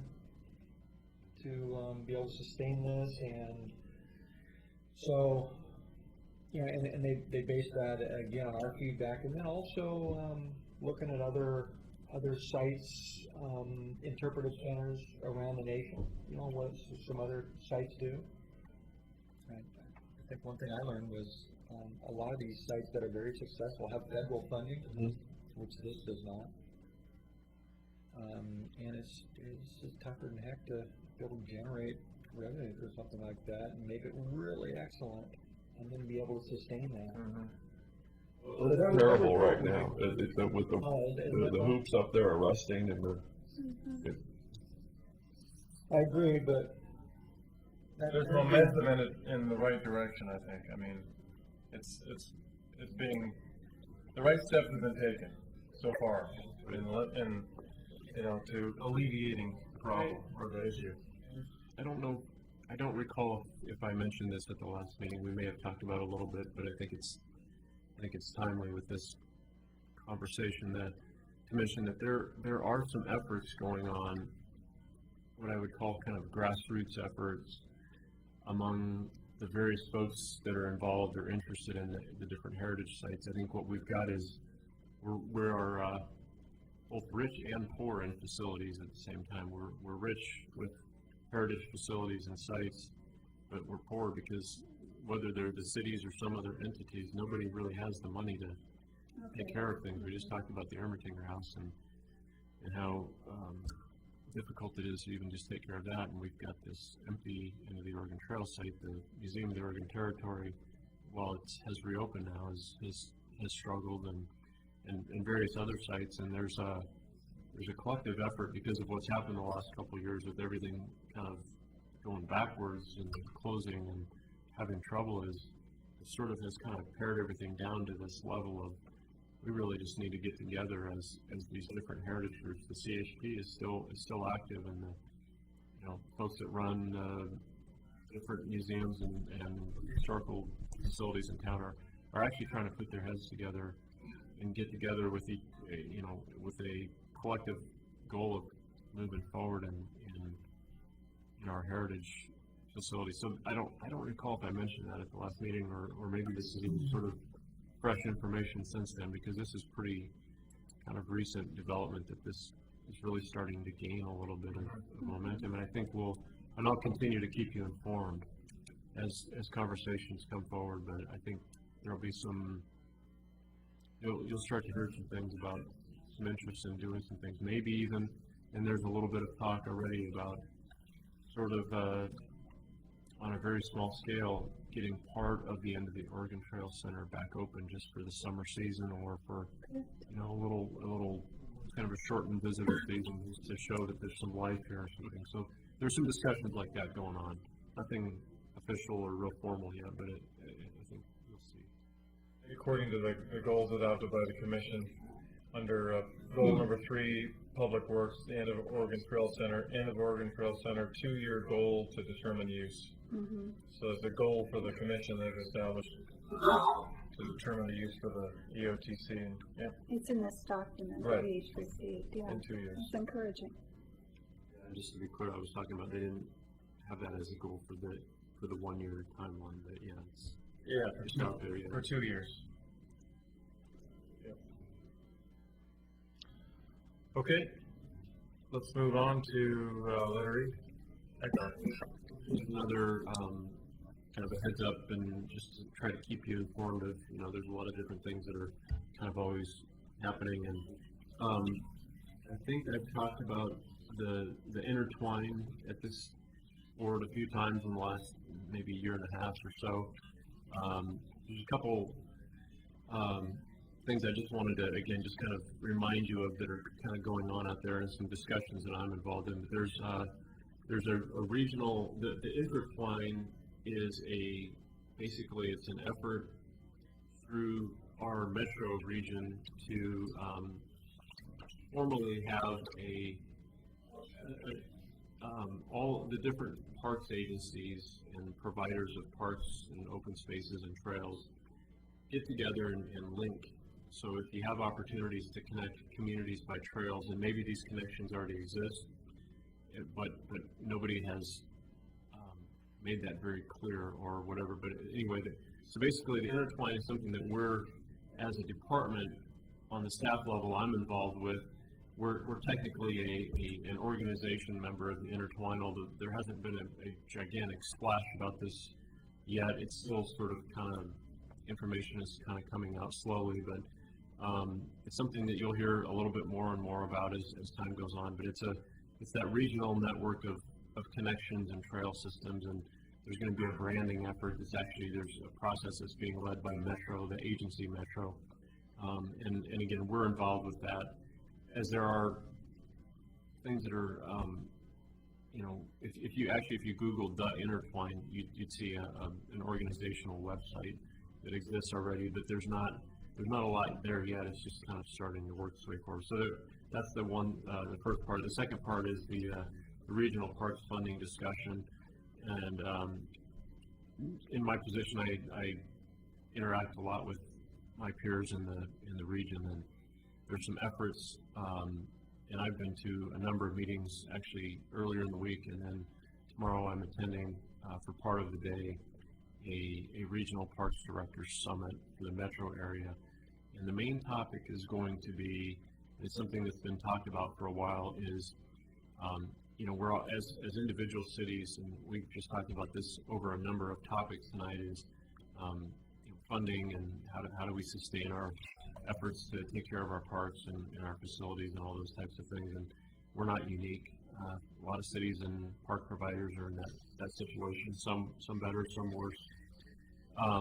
So there's this idea of, within the metro region, the 29 cities plus the counties that provide parks and the special districts or whoever, to you know, is there value in doing something collectively to try to fund some of the maintenance mechanism and some of the, you know, providing the parks, and so that discussion is going on. There have been ideas like a regional levy to, you know, or a regional overlay of a park district over the whole metro area, where some level of funding, these are all things, this is something that would have to be voter approved if it ever made it to that level, but where a tax would be collected and it would specifically go back to the local communities to help support. So it's kind of a, you know, every city's struggling with this, so should there be a regional effort to do something instead of each individual agency trying to figure this problem out by themselves? There's nothing solid to talk about at this point, just to tell you that there are these ideas that are sort of being kicked around, and again, as more information is generated, I'll do my best to keep you posted on, you know, anything. But just wanted to make you aware that those are the types of things that I'm involved in, you know, discussions and things like that going on. So. Okay. Any other general business? Laser game score? What does that mean? I mean, in this context. Well, for instance, if any one of us, typically, at least I've seen with the commission and other meetings, if somebody came to the meeting with, hey, we need to talk about X, Y, or Z, you'd bring that up initially, and then that would go into the other. If anybody has any other business that wasn't on the agenda that you think we need to talk about, good question. Like, I heard some neighbors had some questions and issues that they brought to me, and you know, I mentioned to Scott, and Scott says that, you know, he would bring that up during general business. I have one then. Oh, maybe it's relevant. Within the cycling community, and you probably have heard it, but since that bridge is under construction, we're kind of the dead end now. And I don't know if you've been down on downtown Oregon City at 6, 7, 8 in the morning on a good day. There's a ton of cyclists coming from downtown Portland. And what you were talking about earlier about the trails and connectivity, one of the hardest things about riding bicycles is figuring out where the trail is. Some of the signs help, but it's really, you got to kind of be a local to figure it out. And with that bridge out, I just wonder, is there any push from Oregon City to get some solution there? There's no way to legally pedal across the river now. Put your bike on the shuttle. The shuttle's here. Go right across. I mean, that's sacrilegious to a cyclist. Yeah. Yeah, that was it's an ODOT project, and that was their solution was there is no pedestrian crossing in Oregon City now, really, across the Willamette, and the Abernathy Bridge, the 205 bridge, is not, you know, pedestrian, and bikes are not allowed. So that was what the shuttle was developed for. So I would certainly encourage folks to take a look at that, but. I don't know, I guess ride your bike down and go across the Canby Ferry. That's not the next closest thing. Buckleberry Ferry. So is there plans, what's is the new bridge gonna have a pedestrian walkway on it? I haven't heard. As it did before, it'll be the same as far as, it's not gonna be any wider, but there were sidewalks on both sides of the bridge, and there still will be, so those are for pedestrians, and, you know, bicycles, of course, can use the traffic lanes as you could before. Initially, they were thinking pedestrians and or bicycles would be able to cross during construction, or at least during a part of the construction, but for safety, I guess they precluded that. Okay, and this is another area to bring up sort of the reports that you've seen in the community or park related matters. So if we want to go, we'll start with Marty. Marty with the track report. Mariners 52, Blazers 43. Okay. I had enough of the punch. Is that regional? Regional recreation exhibition. Brian? No, Okay, Ted? I want to mention something, the Clackamas River Trail, where you park there by the Clackamas River Trail on the other side of the road, opposite side as where the cove is. I noticed the other day when I got back from a run there, and I was kind of cooling down a little bit, walking where that old cement plant used to be behind the shopping center. Have you been made aware, Scott, of that? There's a water hole in there. I was just thinking about that as a safety hazard. Is it? It's not the city of Oregon City? Okay. Yeah, I would think that private owner would have some kind of a requirement to have that fenced off. I mean, just like somebody who owns a swimming pool. But I was just thinking about that. You know, people down there swimming around. It's very accessible. Pardon?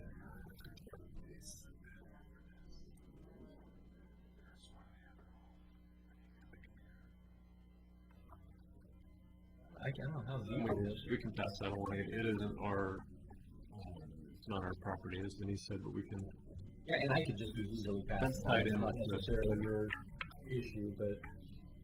Oh, we're in contact with the property owner because that has to do with the code development. Okay.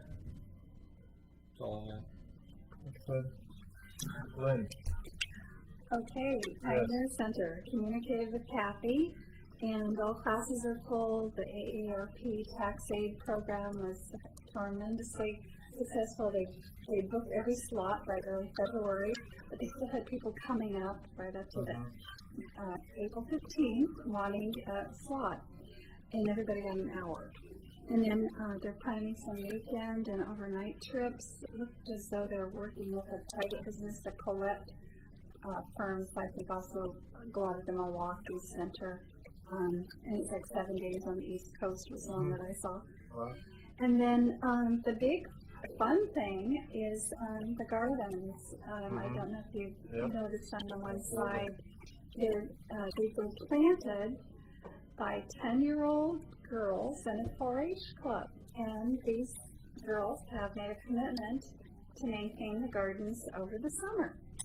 And so I made a swap between showers and looked, and it's really cool. They've got lavender and rosemary and clematis on the edges, and they've got parsley and basil and chives and mint and raspberries and blueberries are the ongoing bushes, and then broccoli and wall onions, peas, and lettuce. So it's a really nice start, and I think maybe it's one of the good things that will happen with all the rain that we've been having. To add to that, the garden is actually a programming element to show organic gardening to we have a master gardeners club.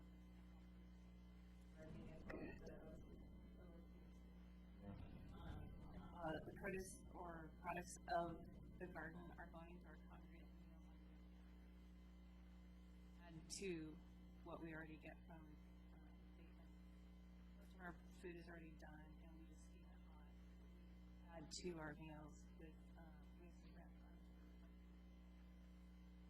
Part of that ended up being that we can also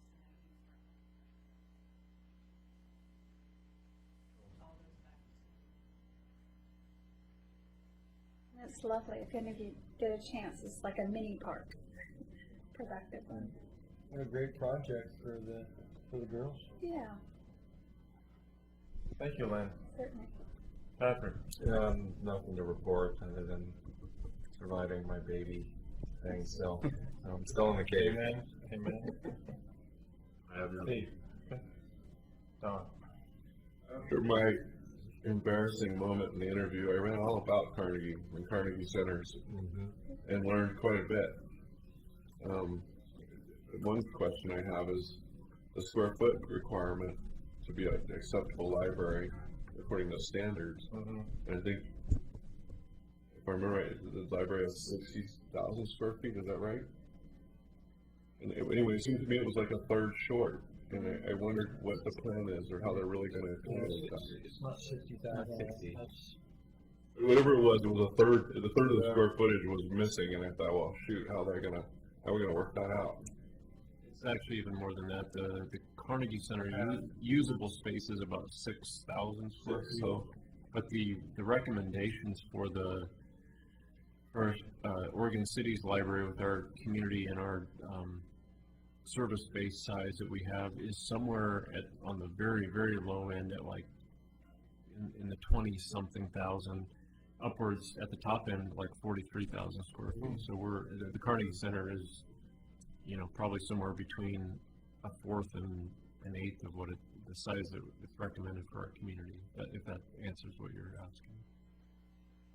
The move to there is really kind of temporary, I guess. Very much so. Yeah. Okay. Sadly. And to be honest with you, I learned that the Carnegie he is was not the Carnegie I was thinking of. How to win friends and influence people. Oh, that's right. Yeah, probably, yeah. Maybe an ancestor. Andrew? It is? No, Andrew Carnegie. Andrew, Never mind. I just had a complete word. Yeah. So Don, Yale Carnegie, Andrew Carnegie. Yeah. Never mind. Don brought up, the Carnegie, and so later on, can we get kind of updates as to when things come up, if they come up with ideas or new plans, or because then it'll go back the library? for the library, Where it's and then when that vacuum then happens for that park, that area.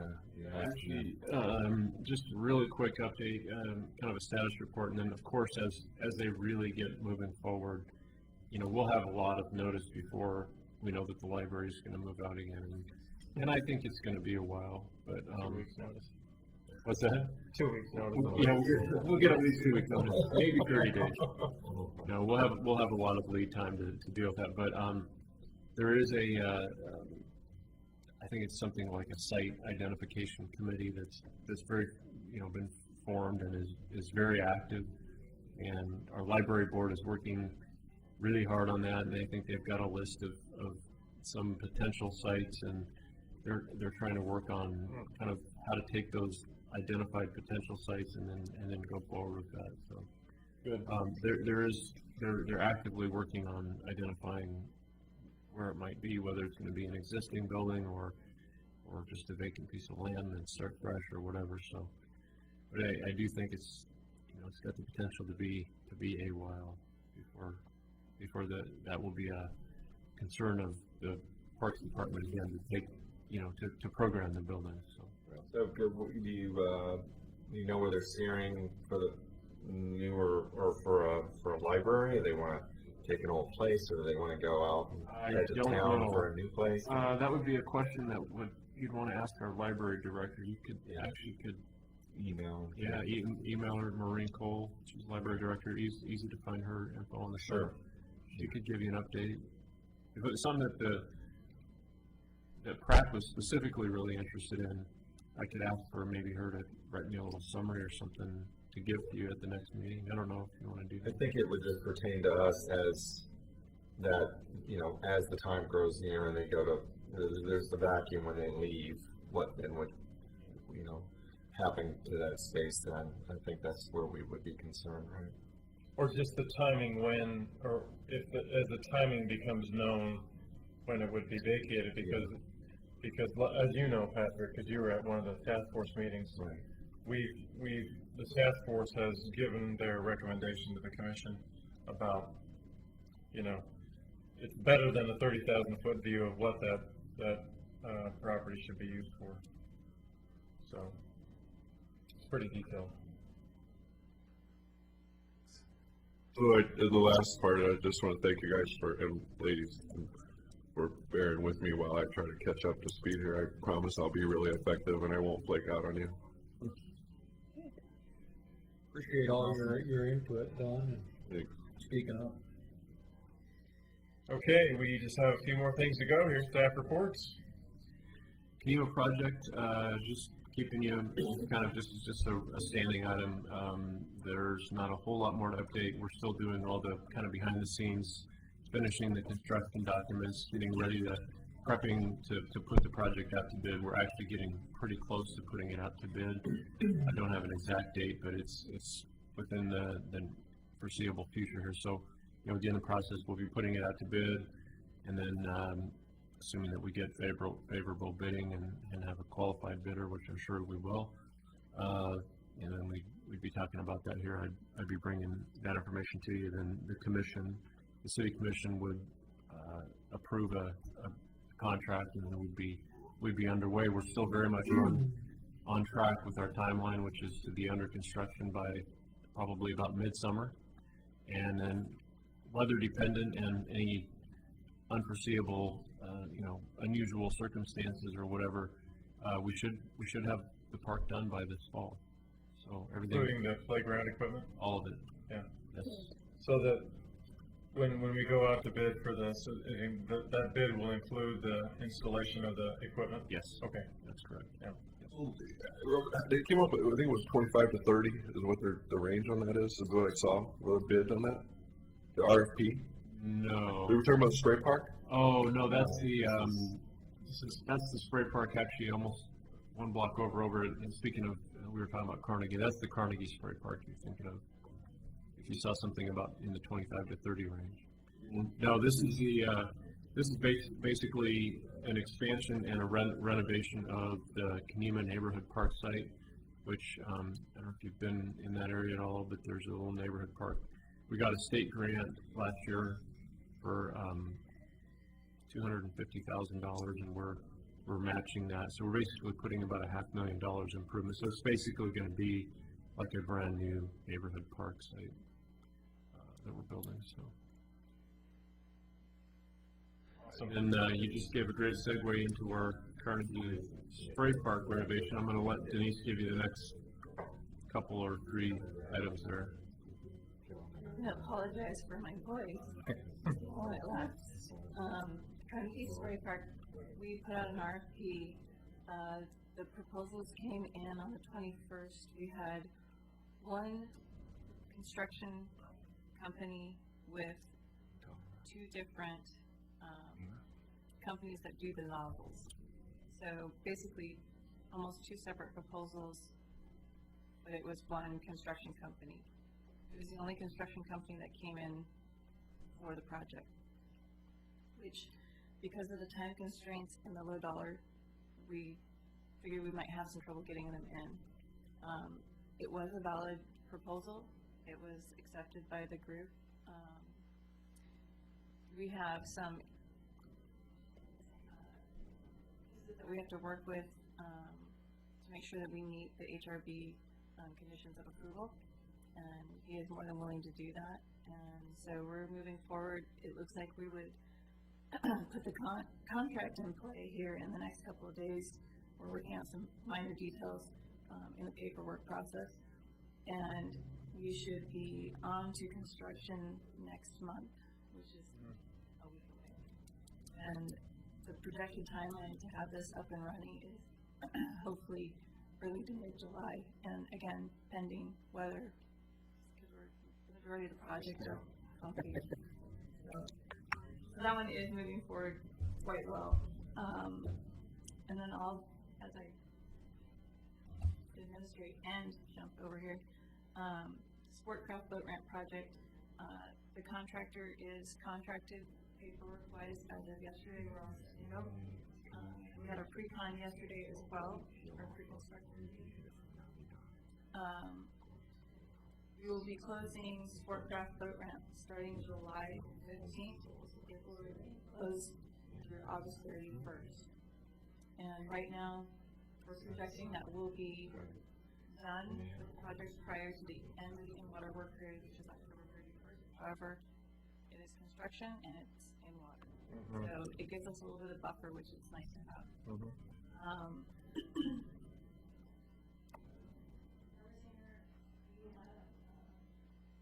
Scott gave a really good update on that.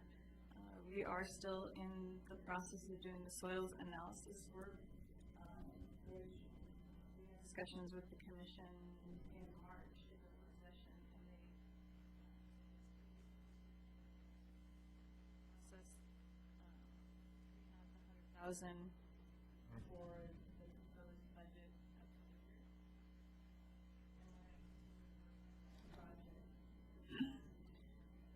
There are boarded windows there, and we may be changing those out so that we're going to seal them up.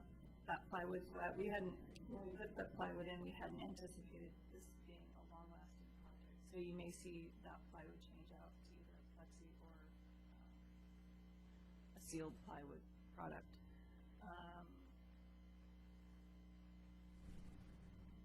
Just a question about, you got in the city budget 100,000, what's kind of the budgetary known needs of it right now? We'll be on the 100,000. That's what I thought. The known is ambiguous yet because of this process that we're going through right now with the soils analysis. That's kind of our base of where we go from the bottom up. If we don't have a good base, then going up won't mean anything very long. We're going from the top down. So we're really trying to make sure that we put the cart and the horse in the right direction and do our due diligence in factoring. The structure is one that is a known factor. And we have that, if you're interested in more light reading, we have a structural report that's finalized and actually is on the archive for the work session in March. If anybody's interested in that structural report, it's available. We also feel like until we get unknown soils component, we don't know which direction we're going to go. So, in a contained factor is the structural issue, but where to start? Still a lot of we're not sure types of answers to those questions. We're trying to figure that out. It's really challenging to figure out what the right direction to go, and that's why we're having, I mentioned a little while ago in part related discussion about this, that we're meeting with the commission. This is a topic on their work session in May, and really it's to bring back the most up-to-date info that we have and present some of the options and say, which direction would you like us to go in, and we're trying to sort that out ourselves. There seemed to be definitely a majority support on the commission to do something to restore the house, but we just got to figure out what that means, because there's different ways we can even go about restoring and preserving the house. So not going to be an easy one, that's for sure. How are we funding the current work that's being done? Yeah, okay. We asked for some emergency funds to just kind of do these research analysis types of things. And that's not going to take away from the $100,000 value? It will be, okay, all right. Kind of moving along here, wanted to make you aware, if you already weren't, you may be receiving, if you're on the city's boards list, you're probably getting some emails, or you may be the jug handle project, which is the jug handle, of course, is the 213-205 intersection. If you're not familiar with that nickname for the project, about a $26 million public work project that the city's doing with, in conjunction with all the different funding that we got from the federal and state sources to redo that whole interchange. There's what I'm specifically telling you about is there is a groundbreaking event that everybody is invited to. all public, May 5th at 12:30 at the Home Depot site. And it's going to be sounds like it's going to be quite an event. The groundbreaking there's going to be a lot of activities. Governor Kitzhaber will even be there. So anyway, I just want to make you aware of a city project and a city ceremony that's going on.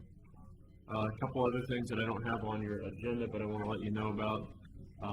On Tuesday night this week, 2 nights ago, I attended the Caulfield Neighborhood Association meeting, which Caulfield is where the Glen Oak Road property is at. They specifically they invited me there to talk about that, kind of what's the status of the property. Of course, we bought, for your information, Don, in case anybody else has forgotten, we purchased a 9-acre parcel on Glen Oak Road behind the high school.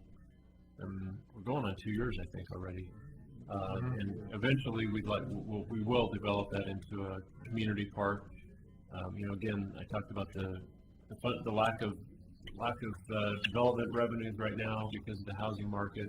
So it's kind of in that on hold, in limbo status. But anyway, that neighborhood association is still very interested in their park, and they were glad to hear that we're still thinking about it.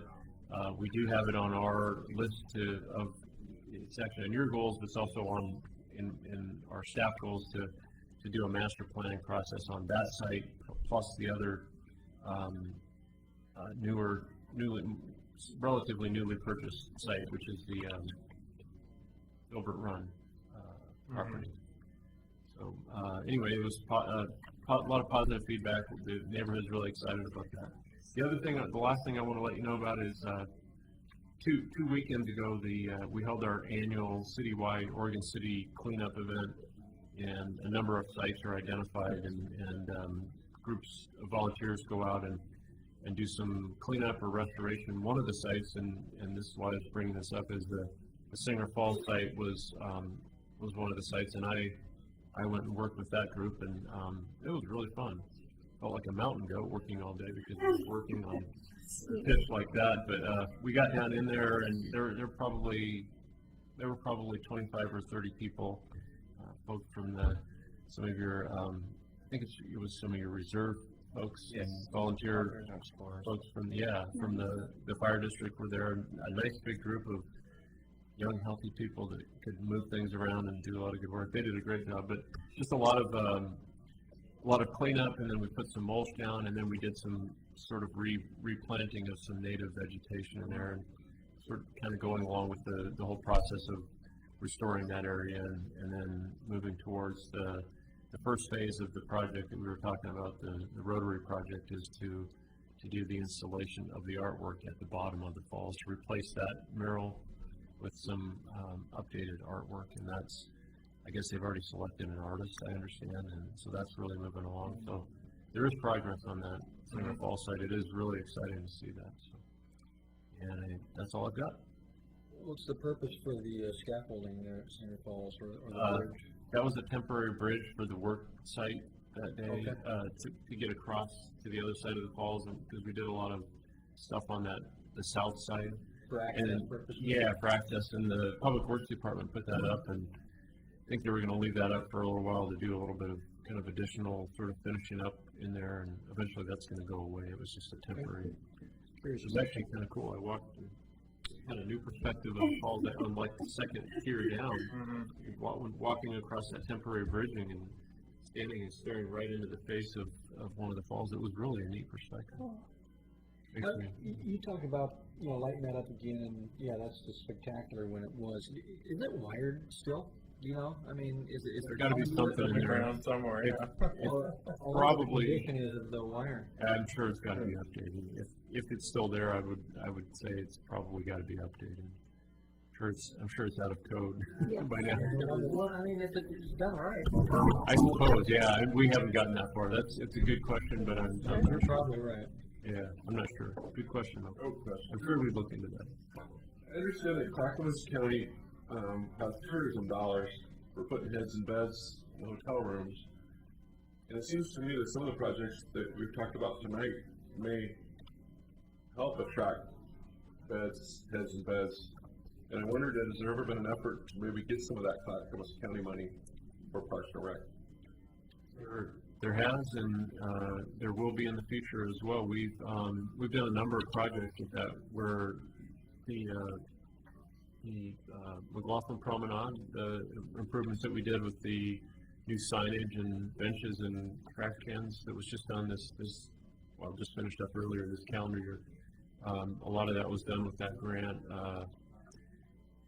You go back a few more years. We've done some other projects. Brian was talking about the connection between the riverfront and the promenade. A little while ago, the Main Street Oregon City organization received some money to do that signage connection. And then we have talked about, for example, the RV park being maybe a good candidate for some restoration.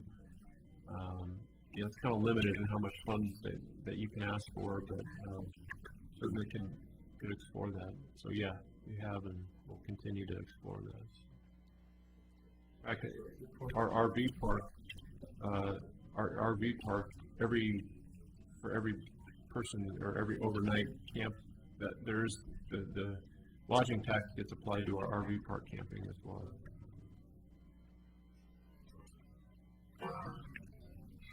Good question.